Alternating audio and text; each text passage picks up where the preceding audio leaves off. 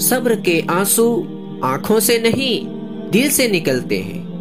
گفتگو ایسی چیز ہے جس کی وجہ سے انسان یا تو دل میں اتر جاتا ہے یا دل سے اتر جاتا ہے۔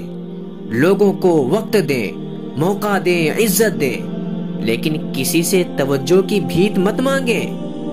مخلص شخص ہر بار خاموشی اختیار کر لیتا ہے، اس لیے نہیں کہ وہ بزدل ہے، بلکہ اس لیے کہ اسے اس کا ضمیر اجازت نہیں دیتا کہ وہ اپنوں کو انہی کے لہجوں میں جواب دے۔ ہر رشتے کی قدر کیجیے اور خوب کیجیے، ایک ایک کر کے سب کو چلا جانا ہے، پیچھے بس حسرتیں اور یادیں رہ جاتی ہیں۔ پہلی بار ہم ہمیشہ غلط لوگوں پر بھروسہ کر لیتے ہیں، اور جب اچھے لوگ ملتے ہیں تو ہم اعتبار کرنا چھوڑ چکے ہوتے ہیں۔ عورت کو کبھی کم نہ سمجھو، مرد کی اونچی آواز اسے ڈرا دھمکا تو سکتی ہے، لیکن عورت کی خاموشی مرد کی بنیادوں تک کو ہلا سکتی ہے۔